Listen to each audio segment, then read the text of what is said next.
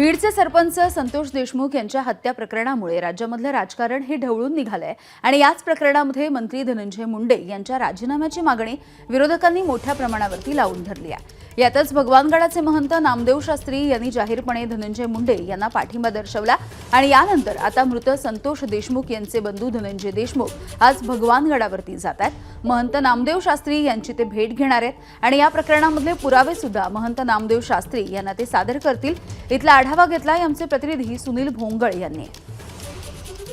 पंच संतोष देशमुख यांचे बंधू धनंजय देशमुख हे आज भगवानगडावरती येऊन गडाचे महंत नामदेव महाराज शास्त्री यांची भेट घेणार आहेत। खरं तर ही भेट जी आहे तर ती दुपारी होणार आहे। ज्यावेळेला मंत्री धनंजय मुंडे हे भगवानगडावरती आलेले होते त्यावेळेला गडाचे महंत नामदेव महाराज शास्त्री यांनी गड हा धनंजय मुंडे यांच्या पाठीमागे भक्कमपणे उभा राहील असं वक्तव्य केलेलं होतं आणि त्यावरून एकच राजकारण जे आहे तर ते पेटलेलं होतं। अनेक टीका ज्या आहेत तर त्या गडाच्या महंतांवरती झालेल्या होत्या। मात्र या टीकेला देखील नामदेव महाराज शास्त्री यांनी उत्तर देखील दिलेलं होतं। मी कुठल्याही प्रकारचे हत्येचं समर्थन करत नाही, मात्र धनंजय मुंडे यांची पार्श्वभूमी काही गुन्हेगारीची नाही असं वक्तव्य त्यांनी केलेलं होतं।